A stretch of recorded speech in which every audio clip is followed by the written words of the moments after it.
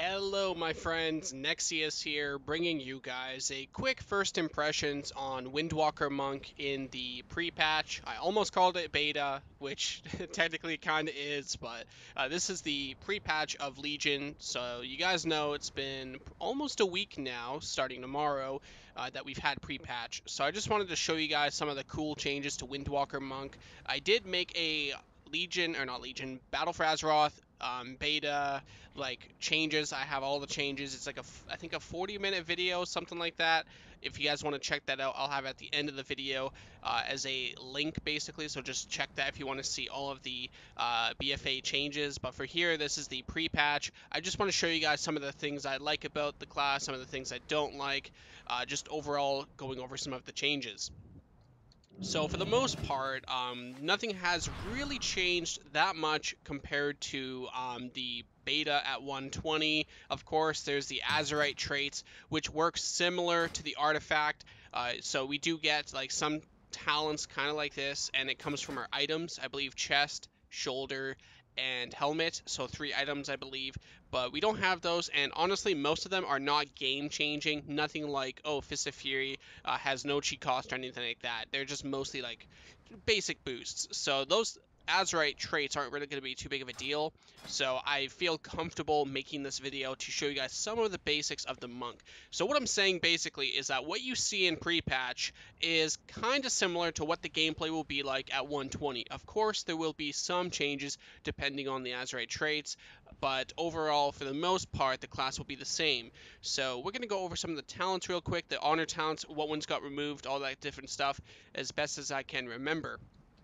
So first of all, the first thing we want to take a look at is Blizzard organized their talent trees. All of the passive talents are now on the left side, so they made it really easy. If you want to play as easy as gameplay can get, you just want to go all the left talents. The reason why is because they're all passive. You get nothing new, right? Whereas on the right side and some in the middle will generally be extra abilities. So Chi Burst is the one I like to go here. The reason why is because in BFA, Chi Burst now generates 1 Chi for each enemy target that it hits, up to a maximum of 2. So if there are multiple targets, you can hit 2 Chi with your Chi Burst, almost guaranteed. So pretty awesome. It's the main reason I run it personally. I just don't see that big of a deal with all 3 so far. The scaling could be different at 120, but right now I just like Chi Burst for the Chi generation for the most part.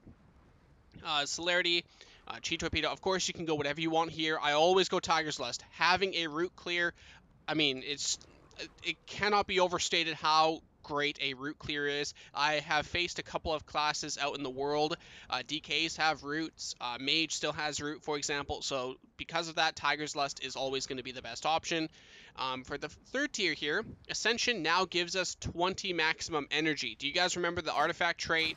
It's right here, increases maximum energy by 30 or 40 here based off the extra talent. Well, it's basically baseline now. So Blizzard did take some artifact traits, some legendaries, and they turned them either into talents or baseline and maybe Azerite traits as well. So as you can see here, that artifact trait is now in Ascension, so they buffed Ascension, as you guys can see. I like to run it if I'm running Rushing Jadewind. If I like to run Rushing Jadewind, it's a lot of fun to use.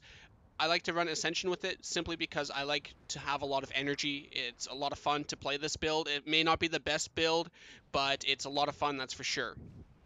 Otherwise, Energizing Elixir got nerfed. Not only is it on the global cooldown, which ruins your burst window, but on top of that, it now only generates 2 Chi. It still gives you full energy, but not 2 Chi. And because our energy is 100 and not 140 through the artifact traits, that means we also lost 40 energy as well. So instead of 140 energy and 5 Chi, now it's simply 100 energy and 2 Chi. On top of the global cooldown, it's just not worth using, in my opinion. Most monks I'm seeing at the moment are running Fist of the White Tiger. A lot of people think this is Strike of the Windlord. It certainly looks like it. The animation is the same, and the cooldown is similar, and it does damage, but trust me, this is not like Strike of the Windlord. It does not do a lot of damage. It costs energy, but generates 3 Chi, so it's kind of similar to Power Strikes, and it just has a 30-second cooldown. It's an extra ability. If you like having extra abilities, it's worth going, because it just makes the class more fun. I like using it.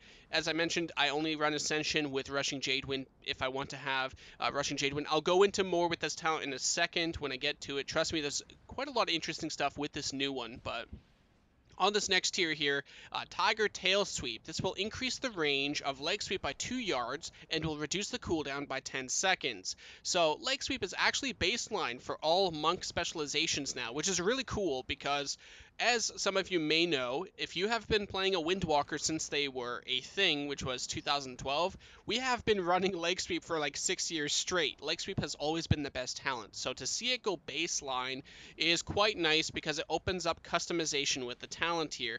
However, they did nerf Leg Sweep. It's now a 1-minute cooldown and only stuns for 3 seconds instead of 5 seconds and a 45-second cooldown. So they did nerf it even though it's baseline. You can kind of get close enough to the cooldown with Tiger Tail Sweep, but the duration is still 3-second stun, and the yard increase is quite nice. I don't know if they did that just to make the talent kind of viable, or they did it because they hear a lot of us monks, including myself, complain about sometimes not hitting the target even though you're right beside them. So that's pretty nice if you want to run that. Now, one important note I want to also bring up here is good karma. So, one thing Blizzard has done since Warlords of Draenor is they have nerfed Touch of Karma to 50% redirection absorption, and then they would bring in the other 50% in another way. So, for example here, if you look at Touch of Karma on the bottom right, you can see it only exceeds 50% of our health. In Mists of Pandaria, this was 100%.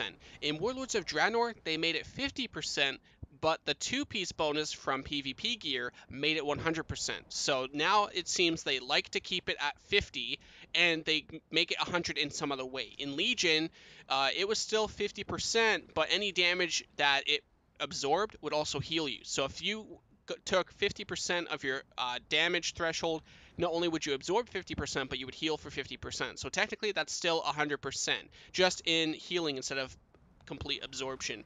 So that's one thing that's gone now because artifact traits are gone, and now the 100% is a talent here. So if you want 100% absorption, this is what you want to run. Now, one interesting thing about this is, in my opinion, I think this is the best choice here out of this tier. However, there might be some cases where you can run Ring of Peace. So this is pretty cool because you can run both Leg Sweep and Ring of Peace now, which I can see some plays for that. If you're like flag carrying or you're doing something in like Eye of the Storm, there are going to be some scenarios where having Leg Sweep still while picking up a knockoff is going to be quite valuable. Sometimes I world PvP on Warden Towers and stuff so I can knock people off, so there definitely is some scenarios though. However, I love Touch of Karma, or Good Karma I should say, because this is going to bring back our cloak, at least in pre-patch here. Touch of Karma deals 150% increased damage, and with Touch of Karma going back to 100%, that makes 100% of our absorption deal 150% more damage. So that's going to be very great, I think. Assuming people are still dumb enough to damage into it, we'll have to see a well-timed Touch of Karma into a Glacial Spike or something. I mean, it can be definitely good, so we'll have to see how that plays out. I'm going to test it out during the pre-patch, but that's the current build I'm running right now. It's Good Karma with the Cloak to see the damage potential. Now, on top of that, for the next tier, Healing Elixirs is gone. It was baseline in the beta, but that turned out to be a bug. So Healing Elixirs is completely gone now as Windwalker. I know Mistweaver has it and Brewmaster has it, but Windwalker does not. It's been replaced by Inner Strength. So for each chi that you spend, you receive 2% damage reduction up to 5 times. So assuming you're in combat and you're spending chi, you can get 10% damage reduction, and it only lasts 5 seconds, which basically tells me that Blizzard wants to give us mitigation for staying in combat. I'm seeing a pattern here. One of my biggest complaints about Windwalker in Legion, and a little bit in Warlords, is that the way they designed the class was we were no longer toe-to-toe. We always had to run away. But you guys will see here, between Control the Mist, between extra healing on Vivify, and between Inner Strength, it looks like they're trying to make us able to go toe-to-toe again instead of constantly running away, and I think that's a good change. I don't like running away all the time. It certainly feels good when I can Transcendence transfer stuff, but overall, I love to stay in combat for more than 2 seconds, and that's what we seem to be getting here in BFA. So at least that's one good thing coming out of BFA. At least that's what it looks like. We'll have to see how the damage is, how much our mitigation is. Is it enough to not run away every 2 seconds? We'll have to see. But right now, that's the one change here we have. This is replacing healing elixirs. Diffuse Magic and Dampen Harm have basically stayed the same. On this tier, they nerfed hit combo. It's now 1% damage increase instead of 2. This is actually not a nerf or buff in terms of PvP. In PvP, it's always been 1%, or well, for the most part, it used to be 2%, but they nerfed it, I think, in 7.15 or 7.2, I think. Might have been 7.1. They did nerf it in PvP to 1%. So this actually isn't new in instanced PvP, but out in the world and for PvE, they did nerf it from 2% to 1%.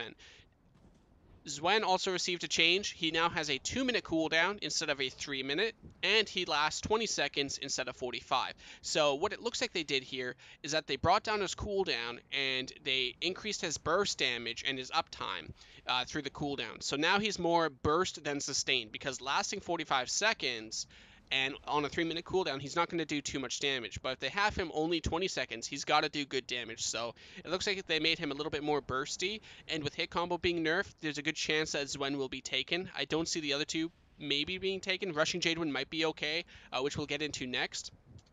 So Rushing Jadewind, they changed this. It no longer costs energy one time, and it no longer costs chi one time like it did in Legion. What it does now is it's similar to the Enhancement Shaman, where they had that one Vortex ability, where it costs 3 energy, and every second it continues to drain. So I'm going to show you guys here.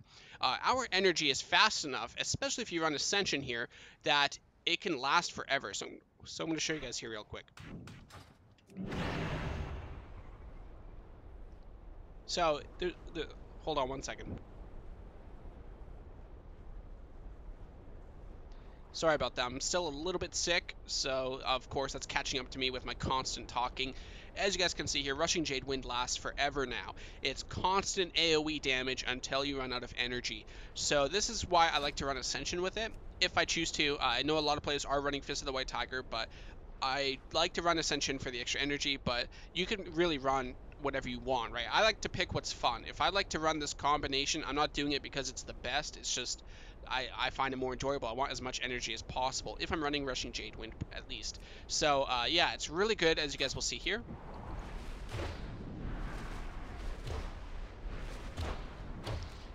And it just sits there. So you guys can see that my energy is not going down at all. Our energy regeneration is higher than the cost of Rushing Jadewind. So technically, it doesn't just drain you, it just slows down your energy regeneration. That's the way I would look at it, is it slows down your energy regeneration. It doesn't actually deplete. That's how I look at it personally, so I'll show you guys here. So we're Tiger Palming. And you can see here that Rushing Jadewind is active, draining 3 a second, but my energy is still going up. So it's basically just like that. So it's really cool. It's just constant. I don't think we'll ever break out rogues or anything in stealth, but really cool overall. Large-scale PvP, cleaving in raids and stuff, dungeons, Mythic Plus. It's just, I love this change. I think it's great. It's finally going to be useful. I like it. And for the final tier, we have Spiritual Focus. Every 2 chi you spend reduces the cooldown of Storm, Earth, and Fire by 1 second. So that's pretty cool. If you want extra burst more often, you can pick that up. It would be cool to use, but we do have to sacrifice Dragon Punch, which is an ability I really, really like. I like having more abilities in my rotation, and Dragon Punch really definitely does that. So personally, I like to run Dragon Punch. I'm seeing most players running Dragon Punch anyway, so that's good. But it is important to note that some of the other talents can be okay if you want to run them. My number one thing that I always say whenever I'm doing guides or tips or anything like that is always pick what you find the most fun. It's not going to be that big of a deal if you're not running the best talents. It depends on what it is, but for the most part, like, I mean, running Zwen over Rushing Jadewind, that's not going to kill you, man. Like, just run whatever you find is fun. It's not going to be that big of a risk. It depends on what the abilities are. So last one here we have Serenity, of course. They did change it a little bit. So Serenity is now a 12-second duration instead of 8, and it only deals 20% damage and healing instead of 45. In PvP though, it was 18%, if I remember correctly, 18 or 16%. I know it was less than 20 though, so technically that's a buff to the current Serenity compared to in Legion. So that's pretty cool, I guess. The only thing that's really important to know here is that Serenity and Storm, Earth, and Fire are both on the global cooldown. Most offensive cooldowns are, so that's important to know. Now for the honor talents, we get 4 talent tiers here. Kind of similar to Legion, but you're not really restricted on what to choose. You get to pick really whatever you want. You basically get a bucket of abilities, and you pick whatever 3 in a combination that you like. So, of course, we have the Gladiator's Medallion in the first one here. This is like the first tier in Legion, and then for the remaining 3, you choose what you want. So for me, I guarantee go Fortifying Brew. A defensive is always important, so that's what I'm running here. Control the Mist, they actually buffed it in BFA. Every 10 seconds, Vivify can be cast instantly and reduces its energy by 100%. So the 100% is where they buffed it. It never used to actually be free, and that's one of the reasons why I didn't run it, is because it would still cost energy. Additionally, a Fuse in Legion would heal you for 1% per cast, so it would take you like 50 casts just to heal to full. But this time, it's actually like 8% of your health. So if we heal here, it's about 2,700, and we got 29,000 health. It's about 8 or 9% healing. We'll say between 7 and 9%. So to have a free 7 to 9% heal every like 6 seconds, keep in mind the effect here is reduced for every time you spend chi. So it's really important because, as you can see here, I'll show you guys right here. Top right, you guys can see there's a debuff there, last 10 seconds, but every time you spend chi, it goes down. So the fact you can consistently heal instantly for free, it's almost like a healing elixirs on a lesser cooldown essentially, so it's actually quite nice. It gives us more of that toe-to-toe survivability, as I mentioned, which in Legion we didn't have. We had to run away all the time. A Fuse didn't really heal us. So overall, between Inner Strength and Control the Mist with the buff to Vivify, it's definitely going to increase our survivability in combat without having to run away too much. And in terms of the last one here, I like to run Tiger Eye Brew because if you run into warriors, paladins, stuff like that, you can completely ignore their armor and pierce them. So it's extra damage. If you need anything else, like Yulon's Gift is still trash, I would ignore that. Extra range on Disable, if you need that, you can go ahead. I don't run it personally. Ride the Wind, they added a cooldown to Flying Serpent Kick, so it goes up by 10 seconds when you run it, so that's a nerf technically. Grapple Weapon is still here, so if you need some kind of extra defense here, if you're facing a warrior and you want to stop their burst, Grapple Weapon can help you there, so that's viable now since Fist of Fury stun no longer exists. Fast Feet is still here, Eminence is still here. Tiger Style is a bit different. When your leg sweep hits 3 or more targets, you summon Zwen for 5 seconds. I don't know how powerful that is. That's going to have to take some testing. It sounds underwhelming, though. Like, the chances of you hitting 3 targets with your leg sweep is pretty rare, and even if you do, it's only 5 seconds, so I just don't see this being that valuable. And then, of course, we have Heavy-Handed Strikes. Instead of stunning the target for 4 seconds, it just reduces the damage they deal. This is basically to give yourself some mitigation while you're channeling, since they can do free attacks to you while you're just sitting there. So it's not the greatest. We'll have to see what they run. I'm not sure what the third talent people are running. I think it's... I saw Venruki on the beta running Grapple Weapon before. I've seen a bit of Heavy-Handed Strikes. I've seen a bit of Tiger Eye Brew. Personally, I'm running Tiger Eye Brew. I just want that extra damage in World PvP. But of course, if you're not facing plate like Paladin or Warrior or Death Knight, then you might want to switch it out for something else, like Heavy-Handed Strikes, Grapple Weapon. But for the most part, this is what I run baseline. Honestly, you could even probably go Grapple Weapon baseline, but yeah, this one I think is going to be interchangeable, but the other two I think is definitely going to be what I recommend running all the time. So this is what I'm currently running here. I'm running Chi Burst, Tiger's Lust, Fist of the White Tiger, Good Karma, Inner Strength, Jade Wind, Dragon Punch, and then we have Tiger Eye Control and Fortifying with the Medallion, of course. Now, we're going to quickly cover some of the baseline ability changes. Like, for example, Blacko Kick. Whenever you use it now, it reduces the cooldown of Rising Sun Kick and Fist of Fury by 1 second whenever you use it. So, even though we did lose Strike of the Windlord, we do get our Rising Sun Kick and Fist of Fury much more often, as you guys will see right here. Rising Sun Kick is coming up very quickly.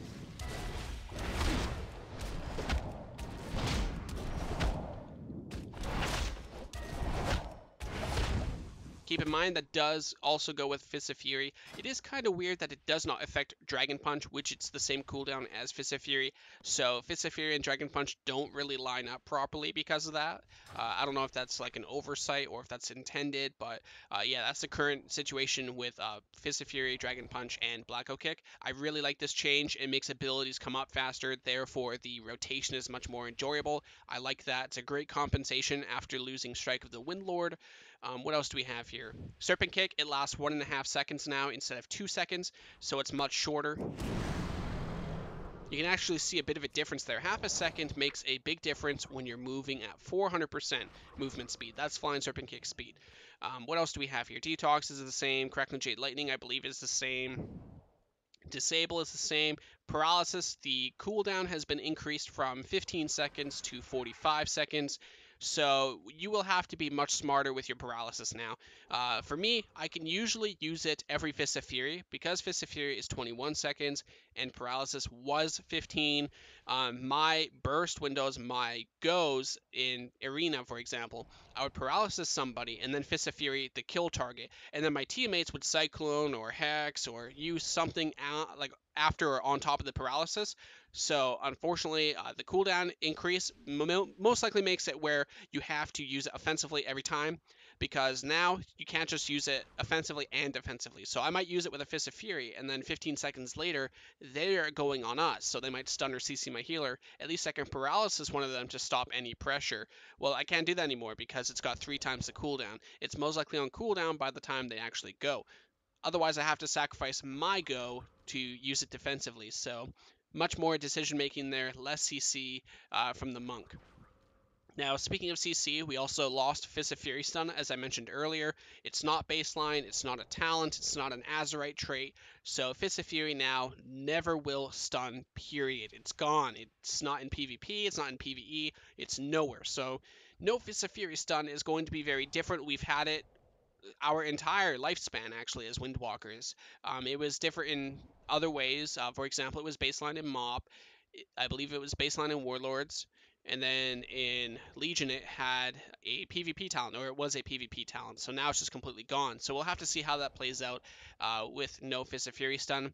That means that when you go with paralysis, you're going to have to do it with a leg sweep, right? So 1 minute, and then you have 45 seconds. Every prepare is probably going to have to be with a leg sweep, so they don't do anything. So for example, if you're facing a mage and you paralysis his healer, you go to Fist of Fury him. Usually you'll stun him so he can't do anything, but now he can just blink the second you use it. If you're facing a warrior, he might Stormbolt you the second you use it. So the enemy team will be able to react much easier to your burst windows, which is unfortunate because that's what the Fist of Fury stun was really good for, stopping them. Otherwise they would have to trinket. So the 2 biggest changes, I would say, is the loss of Fist of Fury stun and the cooldown increase on paralysis. Otherwise, Rising Sun Kick is still the same, reduces healing effects, about 10-second cooldown. Keep in mind, Black Oak Kick does reduce it. Roll is the same, Resuscitate's the same. Our Spear Hand Strike is the same. Spinning Crane Kick, this one's a bit different.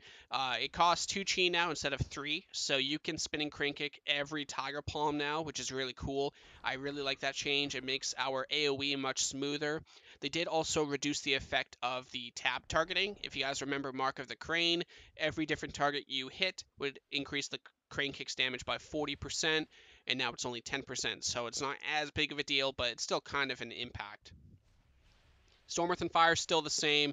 With the loss of the Crucible, it's only 1.5 minutes now instead of like 1.17. So technically a cooldown increase back to baseline there. Tiger Palm, I believe, is still the same. Touch of Death here, we have mortal damage. Well, it's the same thing. So Touch of Death, the only thing that's changed here is the artifact trait is baseline. So this artifact trait here, any damage you do while it's counting down, 10% of it is added into the duration, or the damage dealt, I mean. So it's the same thing, it's just baseline now. So that's like the only real change to Touch of Death. Otherwise, it's the same. Touch of Karma, I mentioned that one earlier. It's now a talent for 100%. Otherwise, it's pretty much the same. Transcendence, they did actually nerf this. It's now 45 seconds instead of 25 seconds. So that's a pretty big deal, because usually what I could do is if I'm attacking and then they CC my healer and they're trying to kill me, I can just Transcendence away behind a pillar. I won't be able to do that as much now. I will have to be much more careful with it. Additionally, what I would usually do is anytime I see burst or I'm dying and I need to heal, I need to recover, I would Transcendence away and then start healing, right? So now I can't do that as much. I have to be more careful with that. So I can still run away and heal and whatnot. Our healing is good in toe-to-toe combat, but in terms of running away, we can't run away as well anymore. Still pretty good, but big impact on the cooldown increase. And we also received another change here, Mystic Touch. Your damage weakens the target, increasing their damage taken by 5%. So I think this is supposed to be our raid utility. So when we go into raids and stuff, we increase damage by 5%. So that's pretty good. So that pretty much covers Windwalker in the pre-patch currently. As I mentioned earlier at the beginning, the Azerite traits and stuff, they do add some bonuses, like Touch of Death does a little bit more damage, Rising Sun Kick does a little bit more damage, but otherwise there aren't any significant changes, like reducing the cooldown of Touch of Death, or I don't know, like Touch of Karma increasing your effect by 50%, or healing winds with our Transcendence healing. Like there aren't any huge traits that completely change in ability or gameplay. As far as I've seen, that could of course change. It's still technically beta, but overall, beta or pre-patch Windwalker is looking pretty good. It's not too bad. I know some classes are ridiculous right now, like Rogues. A lot of people are complaining about Rogues, but that says more about Rogues than Windwalkers, really. Rogues are just way overtuned. But otherwise, yeah, Windwalker is looking kind of fun. We'll have to see at 120, of course, but right now, that's pretty much pre-patch Windwalker. That's what I'm currently running. Let me know what you guys think about talent choices, what you're running currently, any discussions in regards to pre-patch Windwalker and pre-patch. Thank you guys, as always, for watching, and I'll see you on my next video.